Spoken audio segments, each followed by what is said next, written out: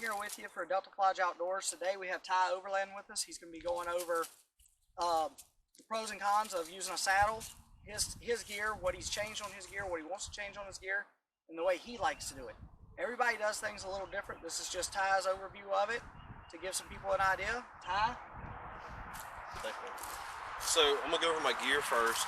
So I chose the Eastern Woods Outdoors one stick with the UP. That's just what after a year of YouTube research, that's kind of what I decided to do. Started saddle hunting this past season. I knew about 4 years ago and just decided, hey, I want to do this. So looked pretty fun. But yeah, Eastern Woods Outdoors. Got some Genesis 3D printing little knickknacks on here to hold my Amstel rope and my aider. I went with the 18-inch 3-step aider sewn in. And I went with an 18-inch stick. I know a lot of guys prefer the 12 to 15-inch stick. I wanted 18. I wanted to get the most distance I could, the most height, in the quickest way I could. So I just went with a bigger stick. It fits well in my backpack, so it's not a big deal. But and then I went with a TX5 little clipper here. I saw Greg Sachs on YouTube. He showed that, and I thought it was pretty cool because I dropped it one time. I have to get a new standoff now. It's I don't know if you can see that, but it's bent from dropping from 40 foot up. So yeah, so that's pretty important to have, so you don't drop your stick and mess something up. Even though it's a great quality, it can happen. And saddle wise, I went with the Latitude Method 2 XL. I went with the XL because I like a bigger seat. My buddy, he had the original Method. He had Aeroflex, I think one of the tethered saddles, and I tried them all out. And I was like, man, you know what? I think I like the 2-panel better. And he got the new XL and was like, man, this is the way to go. I was like, so I went with that. I've loved it so far. It's really comfortable. I've done 4 to 5 hour sits. It's been great so far. It's not too bad on the UP either. I know they have the UP the flat now. I think that might be a cool option to guys who like to stand. The slanted isn't bad. I can still stand up if I need to, but it's not as comfortable as a flat platform would be. Of course, got the Harkin cam cleat on here. That's been really nice, really easy to use when you're climbing. Knee pads with the Latitude Method knee pads. No real reason. I was already ordering stuff from them. Went with that. I love them so far as well. And I went with an Amstel pull down rope instead of the oh man, what's it called? The crap. I'm trying to remember. I have to cut that one. It's what are they? I don't know. It's another pull down rope. I'm not sure. I went with a tethered roll up pouch as well. I wanted a roll up pouch and tethered. When they came out with this, I was like, man, that's the deal. So I got it instead of another open pocket from Latitude. My rappel rope and my tether is 8mm Restec. Next year I want to go with the Canyon Elite. This it holds its when you bend it, it holds the bend. It gets kind of stiff.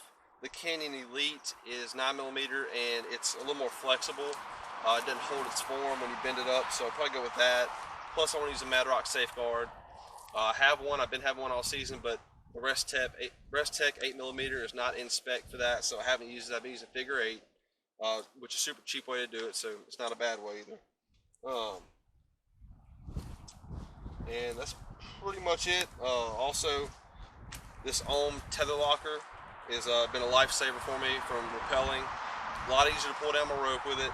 I'll show you how that works here in a second too, okay? Alright guys, so we're going to execute a climb real quick. It's been a while. It's been a couple months since the season, but we'll do the best we can to show you how I do it, okay? I'll go ahead and tell you, initially, it's the safest thing to do is go ahead and be strapped into the tree with a lineman's belt, tether, some form of fashion. I don't do that on my first steps up, but you should. So just don't do what I do. Do as I say, not as I do. So first things first, wrap around the tree, and you can go around some pretty big trees with this rope. It's a pretty sweet setup. I've gone on trees 3 foot wide. This is a basketball size, is usually what people recommend, and that's kind of what I like to do. I've been on some twigs as well, about that big. So you can do it all with this. It's pretty nice. So initially, I set it, it's locked in, toe to the tree. Now start my climb, 1, 2, 3, boom, just like that. Now, grab my tether / rappel rope.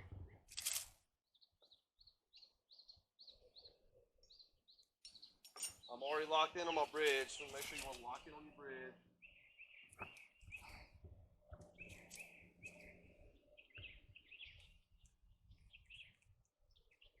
The only thing I think that's tedious when it comes to saddle hunting is this. When you go around limbs, you have to unlock your quick link. That's the only thing that takes time, honestly. It makes a lot of sound. Otherwise, it's pretty awesome.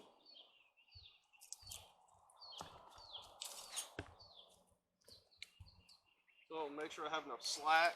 Come down. No energy right here. You can just sit here all day if you wanted to. Twist around the tree, whatever you want to do. So what I do, hang down. What's also nice about this Eastern Woods Outdoors has this cable link right here. Quick pull up. I like to stick my foot, pull it through, get some separation. And it also has a slot built in to hold and put pressure on your stick, so your hand's free. It's really nice. What I'm gonna do next,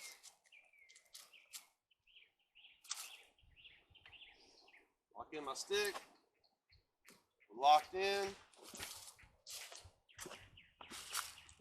and I'm gonna use my tether and climb with my tether as I go.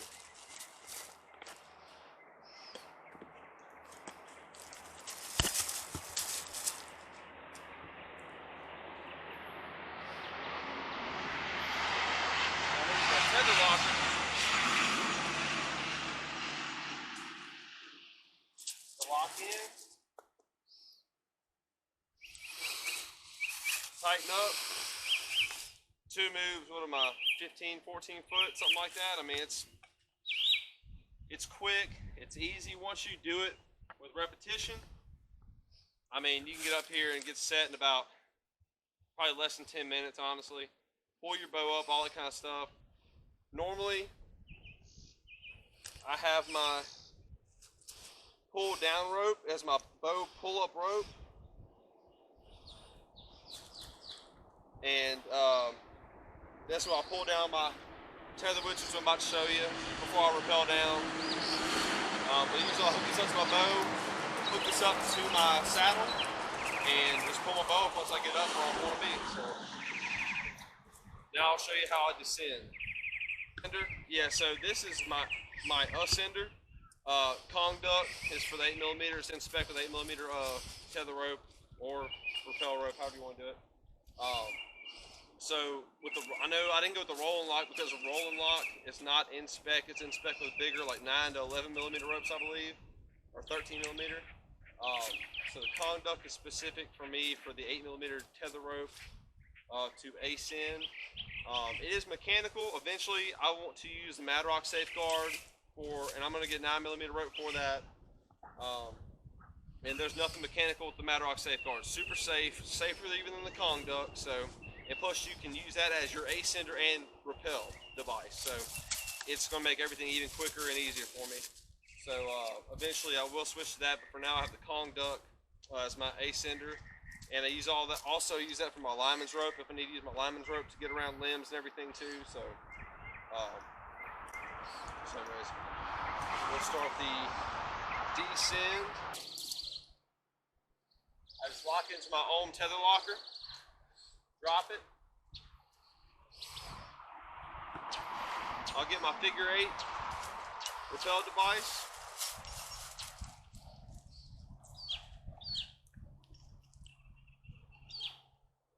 And I'll show you how to set up the rappel device as well for figure 8. It's very easy. It's kind of scary at first when you first do it, but it's really easy. Nothing hard about it. You want to make sure you're locked in.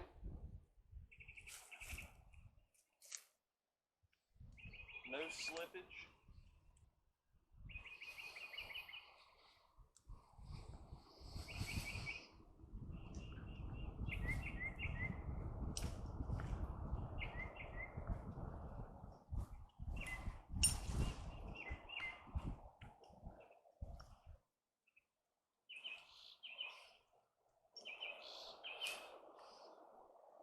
And it'd be much easier just to have the Mad Rock already hooked up and ready to go, but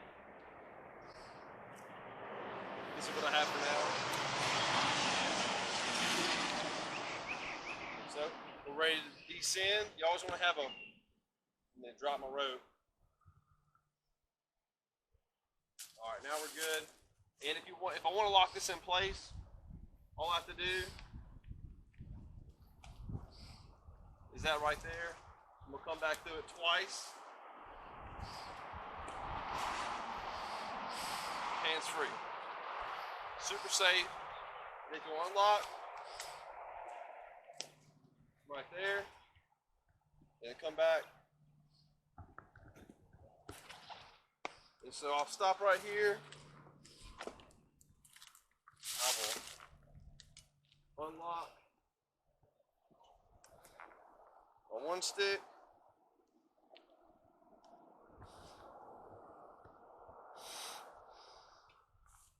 Flip it on. And it's safer to go ahead and lock this in, but do as I say, not as I do.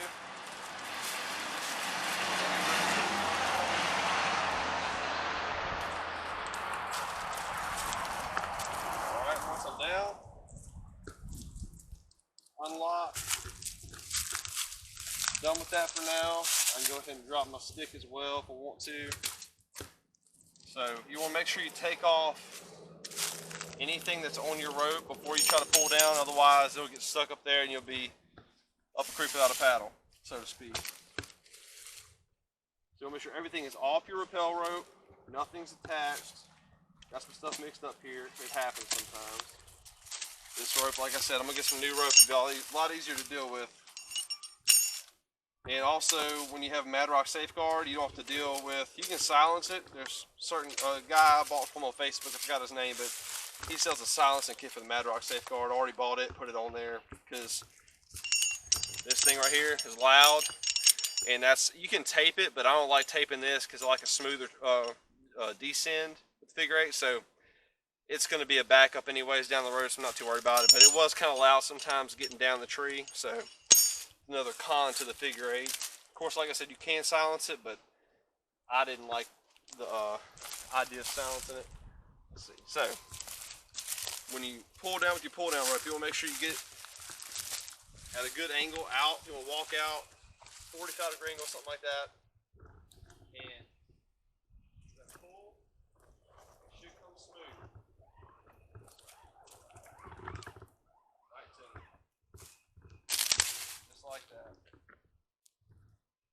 And then we'll come up here, Brent, real quick. Show you how to roll this up. Best way to roll your pull-up rope, pull-down rope, is just split your fingers, thumb to pinky.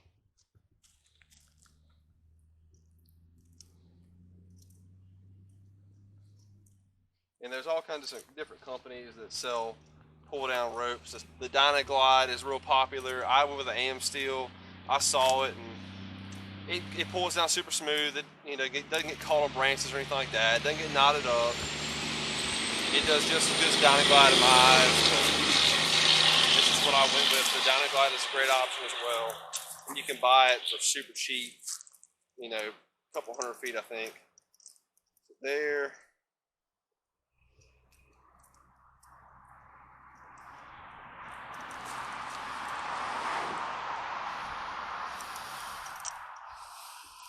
Boom. Stick that back in. Rappel rope. Pretty much gonna just about roll it the same way.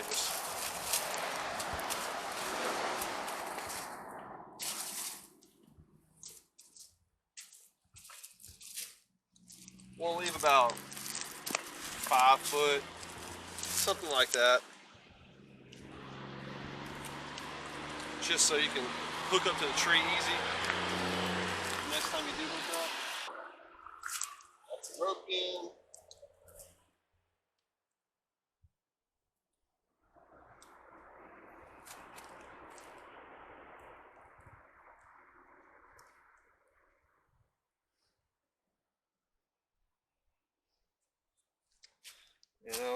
And I really like the latitude method because it literally has magnets that you can pull up, lock into, you're out the woods. You know, it's not going to drag on your legs, okay? And then with these attachments from Genesis 3D Printing, super easy, love their stuff.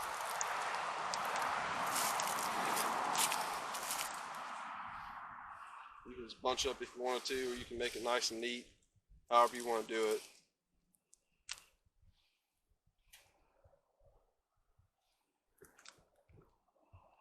And there we go.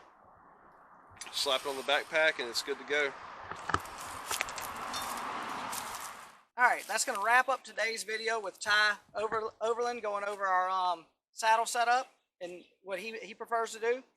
And looking at that, we're going to be going this week, early next, to the doing a podcast with Wood Tree Saddles, and they're in a rebranding right now because of the whole word tree saddles being already taken by somebody else, so it's a whole weird thing. So not sure. He'll explain all that on the podcast and the video we do with him. And what we're gonna do, we're gonna post this video when we get this video posted and it's up there. Take a look, subscribe to it, ask us any questions in the comments, tell us what you want to see next. Once again, hit that subscribe button. You'll be seeing some great videos coming out from us. It's gonna have Ty in some. We're gonna have Brant if we can get him from behind the camera. He might be in some. So we'll go from there. This is Julius Craig, DeltaFlauge Outdoors. Hit that subscribe button.